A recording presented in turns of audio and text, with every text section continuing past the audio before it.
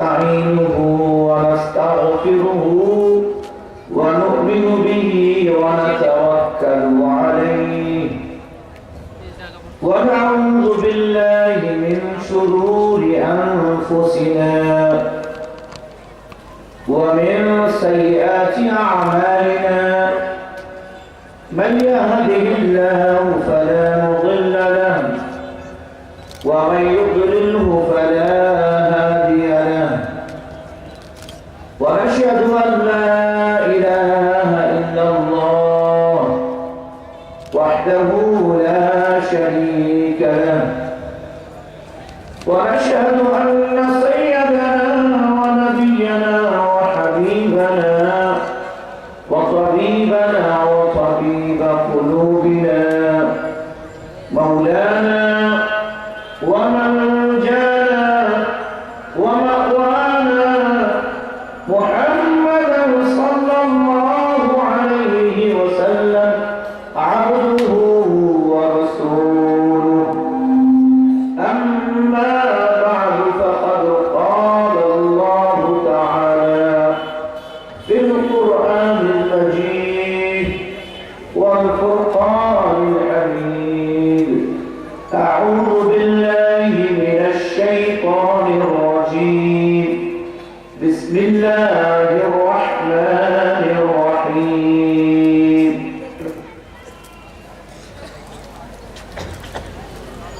ولا تهنوا ولا تحزنوا وأنتم الأعلون إن كنتم مؤمنين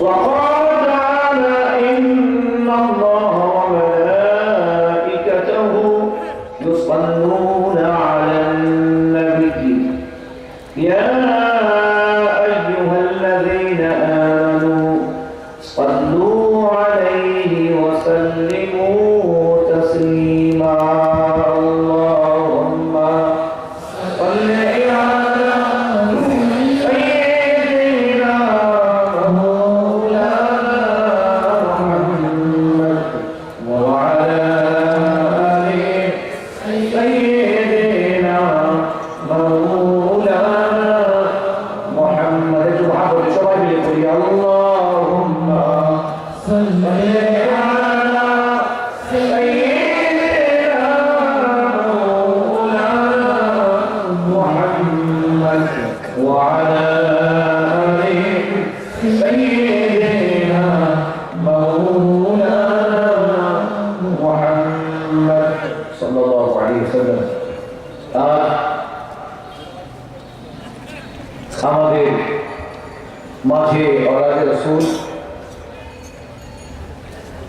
শুধু দামেস্ক থেকে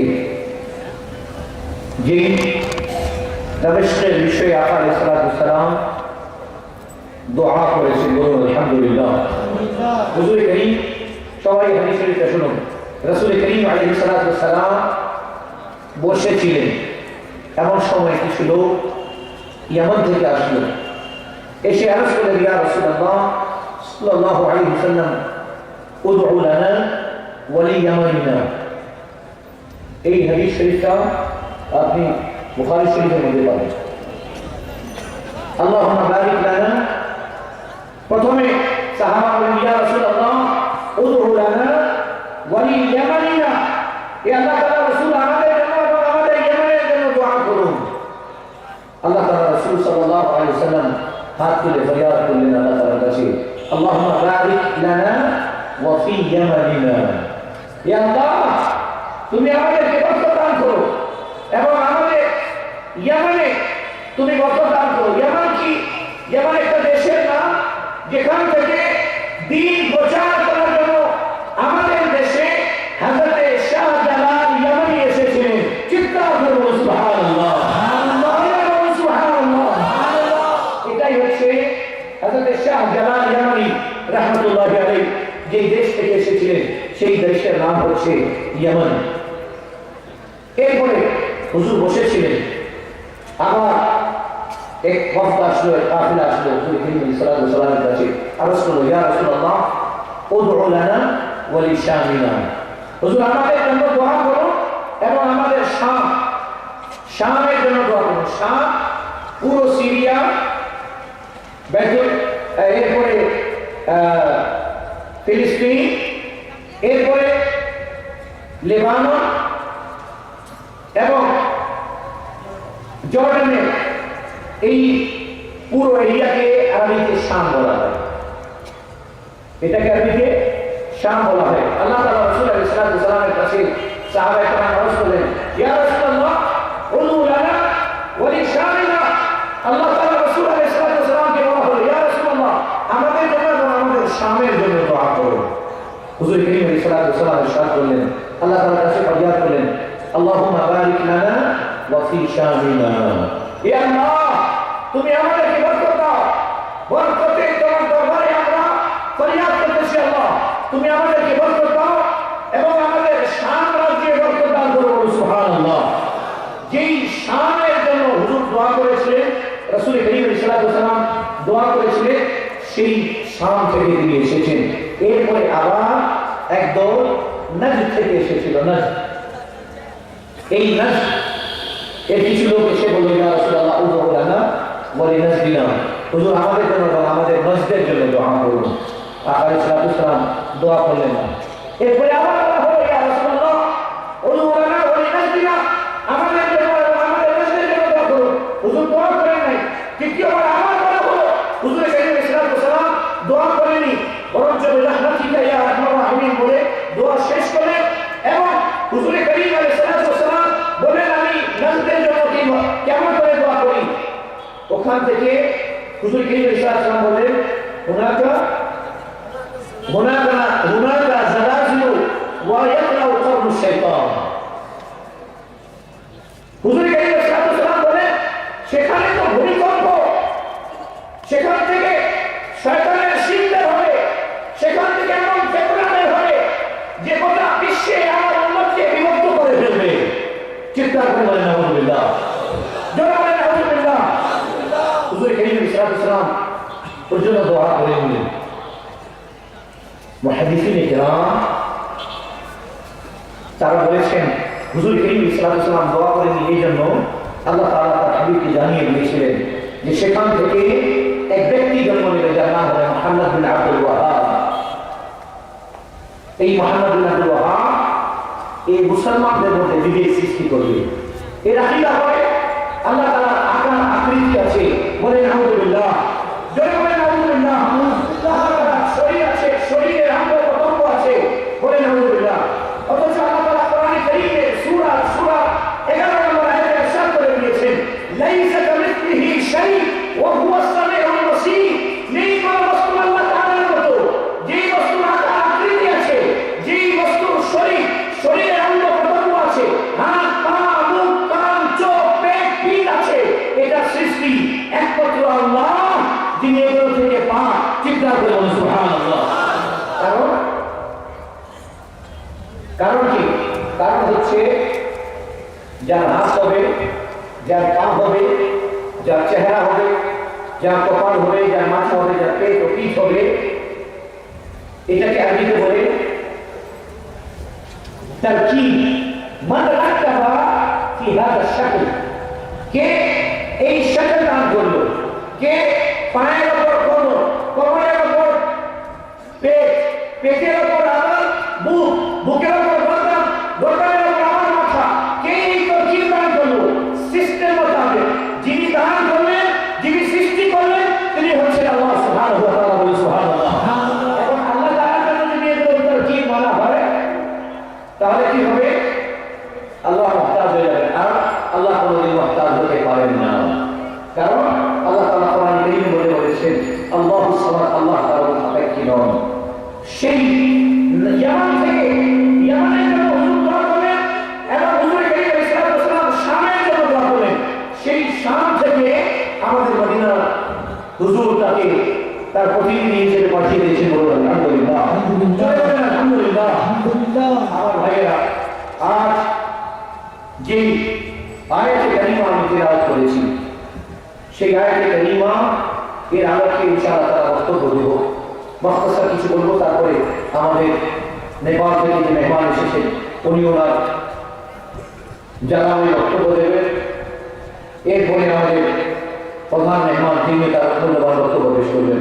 ভাইরা আজ গোটা বিশ্বে মুসলমানকে নেস্তনাবুদ করা হচ্ছে, ঠিক কিনা বলো? একটু জোরে বলেন, ঠিক কিনা? আজ মুসলমানদেরকে তামাম করা হচ্ছে, গোটা বিশ্বে মুসলমানদের উপর ইহুদি নাসরানীরা তাদের উপর অত্যাচার করতেছে, জুলুম করতেছে। আমরা দেখেছি যে একজন শিশু জুমার নামাজ আদায় করার জন্য বাইতুল মুকাদ্দাসে যাচ্ছে মায়ের কাছ থেকে বিদায় নিয়ে, কিন্তু ফেরার পথে তার লাশ হয়ে ফিরতেছে। আমরা দেখেছি আফগানিস্তানে তাই হচ্ছে। আমরা দেখতেছি আল কায়দার নামে যেই গোটা বিশ্বে আল কায়দার নামে যেই সন্ত্রাসমূলক কাজ করা হচ্ছে, আমরা দেখতেছি এর দ্বারা ইসলামের কোনো ফায়দা হচ্ছে না। বলুন ঠিক কিনা? বলুন ঠিক কিনা? এর সবচেয়ে বড় প্রমাণ আল কায়দাকে বানানোর কারা বানিয়েছে? আল কায়দাকে তো বানাইছে আমেরিকা। ওসামা বিন লাদেনের জন্ম হচ্ছে আমেরিকার মাধ্যমে। আমেরিকার কাজ আপনাকে খাবার দেবে, মোটা করে দেবে, যখন আপনার শক্তি হবে ইনজেকশন দিয়ে আপনার সমস্ত রক্ত চুষে ফেলবে। এটা হচ্ছে আমেরিকার কাজ। আমার ভাইয়েরা, গোটা বিশ্বে আমরা দেখতেছি মুসলমানদেরকে নেস্তনাবুদ করার জন্য যে ষড়যন্ত্র চলছে। আজ সময় এসেছে আমরা আমাদের সমস্ত বিভেদ ভুলে গিয়ে আল্লাহ তাআলার তাওহীদ, তার হাবিবের নাম সাল্লাল্লাহু আলাইহি ওয়াসাল্লামের রিসালাত এবং আকীদা আহলে সুন্নাতের উপর কায়েম থেকে আমরা গোটা বিশ্বের মুসলমানদেরকে আবার এক হতে হবে, যেন ইহুদি নাসরানীরা আমাদেরকে নিয়ে কোনো ষড়যন্ত্র করতে না পারে। নারে তাকবীর, নারে রিসালাত। আমরা আল্লাহ তাআলা কোরআনে কারীমের মধ্যে ইরশাদ করতেছেন, কত দামি কথা আমরা আল্লাহ তাআলা ইরশাদ করেছেন। আল্লাহ তাআলা ইরশাদ করতেছেন, ওয়ালা তাহিনু ওয়ালা তাহজানু ওয়া আনতুমুল আ'লাউনা ইন কুনতুম মুমিনিন। আল্লাহ আল্লাহ, এই আয়াতে কারীমা, এই কোরআনে কারীমের এই আয়াত যদি আমরা আমাদের বুকের মধ্যে বসে নিতে পারি, তাহলে মনে করবেন পৃথিবীর এক প্রান্ত থেকে অন্য প্রান্তে ইসলামী হুকুমত কায়েম হবে। কথা বুঝছেন? আল্লাহ তাআলা ইরশাদ করেছেন, ওয়ালা তাহিনু ওয়ালা তাহজানু ওয়া আনতুমুল আ'লাউনা ইন কুনতুম মুমিনিন। তোমরা নিরাশ হবে না, চিন্তিত হবে না। আল্লাহ তাআলা বলেন তোমাদেরই বিজয় হবে যদি তোমরা সত্যিকার মুমিন হয়ে থাকো। চিৎকার করে বলুন সুবহানাল্লাহ। এখন আমরা নিজেকে দেখি, সার্ভে করি, আমরা সত্যিকার মুমিন আছি কিনা। আমরা আমাদের আচার ব্যবহার, চাল চলন, কথাবার্তা, লেনদেন, একজন ব্যক্তি 5 ওয়াক্তের নামাজি, মনে রাখ আমার এই কথাটা শুনুন, একজন ব্যক্তি 5 ওয়াক্তের নামাজি, না জানি কতবার চিন্তা লাগিয়েছে, কিন্তু যদি কোনো দোকান থেকে ধার নেয় আর কিন্তু ওই দোকানের পাশ থেকে যায় না, ঠিক না? আগে যখন নগদ টাকা দিয়েছি, নগদ টাকা দিয়ে যখন কিনত তখন তার কাছে কিনত, কিন্তু দোকানদার ভুল করলো তাকে বাকি দিয়ে, এখন আর তার কাছে কিনতে যায় না। কারণ সে গেলেই তার কাছে টাকা চাবে। মনে রাখবেন, নামাজ, রোজা, হজ, যাকাত, তাসবিহ, তাহলিল এগুলো তো আছেই, এগুলো নেসেসারি, এগুলো করতে হবে, কিন্তু সত্যিকার মুসলমান ওই ব্যক্তি যে তার লেনদেনে নবীজিকে অনুসরণ করে। বলুন সুবহানাল্লাহ। লেনদেনে নবীজিকে অনুসরণ করে সে হচ্ছে সত্যিকার মুসলমান। আমাদের লেনদেন খুব খারাপ। যে একবার ধার নিয়ে নিল সে তো মনে করে যে আমি মালে গনিমত পেয়ে গেছি, আমাকে আর কোনোদিন এই ধারওয়ালার কাছে টাকা ফেরত দিতে হবে না। আছে না? একটু বলুন, আছে কি নাই? আল্লাহ, মুসলমান নামাজ পড়তে পড়তে এখানে দাগ হয়ে গেছে, তার লেনদেন হবে রাসূলের মোতাবেক। যদি ধার নেয় 3 দিনের ওয়াদা করে, চতুর্থ দিন যেন না হয়, ঠিক না? আর যদি চতুর্থ দিন হয়ে যায়, তৃতীয় দিনে তার কাছে গিয়ে বলে, ভাই আগামীকালকে দেওয়ার কথা ছিল, আমি তোমার কাছে ক্ষমা চাচ্ছি, আমি দিতে পারছি না, আমাকে আরো 2 দিনের টাইম বাড়িয়ে দাও। 2 সপ্তাহের আরো টাইম বাড়িয়ে দাও, 1 মাসের আরো টাইম দিয়ে দাও। সে যদি স্বেচ্ছায় দিয়ে দেয় টাইম, তাহলে সে ওয়াদা খেলাফের আযাবে আল্লাহ তাআলা তাকে শাস্তি দেবেন না। বলুন সুবহানাল্লাহ। শুধু তাই নয় জনাব, আমানতের খিয়ানত, আমানতের খিয়ানতের বিষয়ে আপনাকে কেউ যদি 100 টাকা রাখতে দিল, মশলাটা শুনুন, 100 টাকা যদি রাখতে দিল আপনাকে কেউ, আপনি ওটা হাতে নিলেন, বলে আমার 100 টাকা আমানত হিসাবে রাখেন। কথাটা বলুন, আমানত হিসাবে আমার 100 টাকা রাখেন। আপনি 100 টাকা দিলেন। এখন আমানতে এখানে আমাদের মুফতি সাহেব বসে আছে, তিস্তা মাদ্রাসার প্রিন্সিপাল মুফতি মোহাম্মদ আমিন সাহেব। আমানতের মশলা হচ্ছে, যিনি আপনাকে আমানত দিলেন উনি যখন আসবে আপনাকে এই টাকাটাই ফেরত দিতে হবে। কথা বলছে, আপনি যদি মনে করেন এই টাকাটা না দিয়ে আমি আরেকটা 100 টাকার নোট দিয়ে দিচ্ছি, তাহলে আমানতের খিয়ানত হয়ে যাবে। কি হবে? আইয়ারুদ্দা বিআইনিহা, আপনাকে ওই টাকাটাই ফেরত দিতে হবে। বলুন আমাদের দেশে আমরা কয়জন এই মশলাটা জানি? কয়জন জানি? অনেক ক্ষেত্রে তো দেখা যায়, যদি মাদ্রাসা বা মসজিদের পয়সা দেওয়া হয়, কমিটির লোককে বা মুআল্লিমকে বা ইমামকে বা শিক্ষককে, অনেক সময় ম্যাক্সিমাম সময় ভুল করে, অনেক সময় আবার স্বেচ্ছায় এটা দিয়ে বাজার করে নেওয়া হয়। ঠিক না? এটা হারাম, এটা হারাম। মুসলমান যতক্ষণ পর্যন্ত সে তার সার্বিক ক্ষেত্রে রাসূলুল্লাহ সাল্লাল্লাহু আলাইহি সাল্লামকে ফলো করবে না, এই মুসলমান আবার তার হারানো শক্তি, আবার হারানো সম্মান কোনদিন পাবে না, যতক্ষণ পর্যন্ত মুসলমান আবার রাসূলুল্লাহ সাল্লাল্লাহু আলাইহি সাল্লামের পুরোপুরিভাবে অনুসরণ করবে না। আপনি জানেন, এখন আমাদের দেশে আমরা দেখি ইসলামের বিরুদ্ধে যে কথা বলে, শুধু আমাদের দেশে নয়, গোটা বিশ্বে ইসলামের বিরুদ্ধে যে কথা বলবে, দ্বিতীয় দিন একেবারে CNN টিভিতে, তারপর আপনার বিবিসিতে, বিভিন্ন চ্যানেলে তার ছবি দেওয়া হবে। কারণ ইসলামের বিরুদ্ধে কথা বলেছে, তাকে হিরো বানানো হবে, যেভাবে সালমান রুশদিকে বানানো হয়েছে, যেভাবে তসলিমা নাসরিনকে বানানো হয়েছিল। আর আপনি দেখেন, মাদ্রাসায় যদি কোন ছাত্র যদি মাদ্রাসার একটা ঈদ মানে যদি গ্রাস হয়ে যায়, দ্বিতীয় দিনে বড় বড় হেডিংয়ে ওই নিউজটা ছাপানো হয়। কিন্তু প্রত্যেক দিন দেখবেন যে মিছিল মিটিংয়ের মাধ্যমে ভাইস চ্যান্সেলরকে তারা বদ্ধ করে রাখা হয়েছে, এটা নিয়ে আলোচনা করা হয় না। বলে ঠিক না? স্কুল, কলেজ, ইউনিভার্সিটির কতগুলো চেয়ার ভাড়া হয়, এটা নিয়ে আলোচনা করা হয়। এটাতে মিডিয়াতে এই খবরগুলো আসে না। কিন্তু যদি খোদা না খাস্তা মাদ্রাসার প্রিন্সিপালকে আধা ঘন্টা যদি আটকে রাখে ছাত্ররা, এটা নিয়ে গোটা বাংলাদেশে হুলস্থুল শুরু হয়ে যায়। কারণ মিডিয়া অনেক ক্ষেত্রে দেখা যাচ্ছে, মিডিয়ার রোল যেটা হওয়া দরকার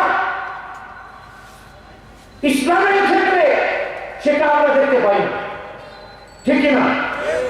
আপনি দেখেন, একজন ব্যক্তি রাসূলুল্লাহ সাল্লাল্লাহু আলাইহি সাল্লামের পবিত্র চরিত্রকে নিয়ে ক্রিটিসাইজ করলো।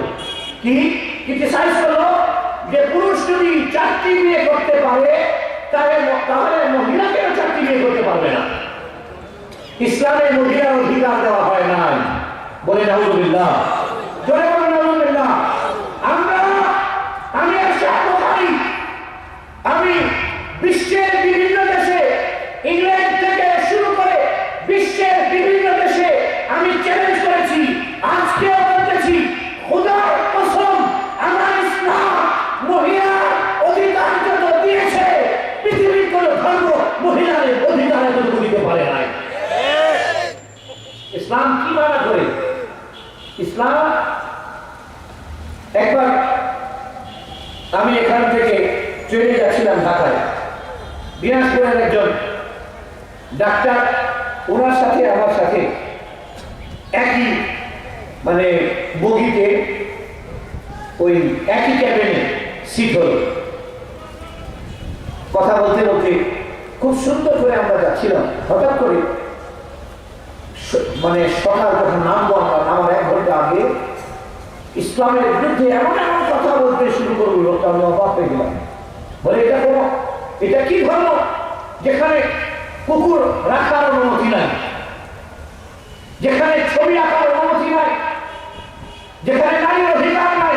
আমি প্রথমে সব শুনলাম, ভালো করে শুনুন, এটা আপনার কাজে আসবে। সব শুনলাম, এরপরে আমি একের পর এক উত্তর দিতে শুরু করলাম। কে বলছে আপনি কুকুর রাখতে পারবেন না? কে বলছে কুকুর রাখতে পারবেন না? আমাদের ইসলামে কুকুরকে মানুষের বিছানায়, কুকুরকে মানুষের পেটে খাওয়ার অধিকার দেওয়া হয় না। কারণ মানুষকে ইসলাম কখনো কুকুরের মতো মনে করে না। চিৎকার করে বলছে সুবহানাল্লাহ। ইসলাম মানুষকে কুকুরের কাতারে খাড়া করতে চায় না।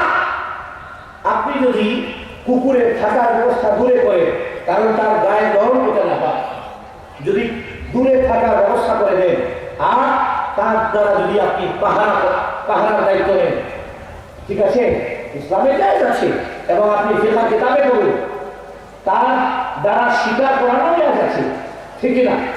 প্রত্যেকটা ফিকহ কিতাবের মধ্যে দেখবে যে কুকুরকে দ্বারা যদি শিকার করান আপনি, ওই শিকারকৃত বস্তু আপনি খেতে পারবেন। এরপরে কথা হলো আমাদের আজকে আমেরিকার কথা বলতেছি। আপনি আমেরিকা কেন গোটা বিশ্বে, আমেরিকা সহ বিভিন্ন দেশ ইহুদি মুসলমানরা ইসলামকে নিয়ে আতঙ্কিত? কারণ কি জানেন? কারণ হচ্ছে আজ 1400 বছর হয়ে গেছে আকার ইসলামের বিদায়ে, 1435 বছর হয়ে গেছে, কিন্তু আজ পর্যন্ত অন্য ধর্মের যারা অনুসারী তারা আজ পর্যন্ত এখনো আপনি দেখবেন যে ব্ল্যাক এন্ড হোয়াইটের মধ্যে পার্থক্য হয়ে গেছে, ঠিক আছে, ঠিক না?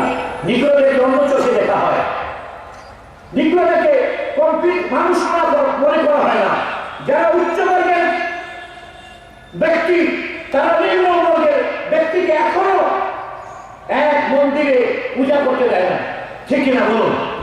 ঠিক কিনা? কিন্তু আল্লাহু আকবার, আমাদের ইসলাম রাসূল করিম সাল্লাল্লাহু আলাইহি ওয়াসাল্লাম ফতহ মক্কার সময়, মক্কা বিজয়ের সময় হযরতে বিলাল হাবশী রাদিয়াল্লাহু আনহুকে পাশে রাখলেন। বিলাল হাবশী কে ছিলেন? কৃতদাস, চেহারা কালো, ঠোঁটটা মোটা, চুল ক্যাকড়া, ককড়া চুল। হযরতে বিলাল হাবশী রাদিয়াল্লাহু তাআলা আনহুকে হুজুর ডাকলেন। মক্কা বিজয় হয়ে গেছে, কাফের ও মুশরিকরা তাদের নিজের ঘরের মধ্যে লুকিয়ে আছে। হুজুর করিম সাল্লাল্লাহু আলাইহি ওয়াসাল্লাম আমাদের ইসলামে ইমামের পরে কার সম্মান বলেন একটু? মুয়াজ্জিনের। কার?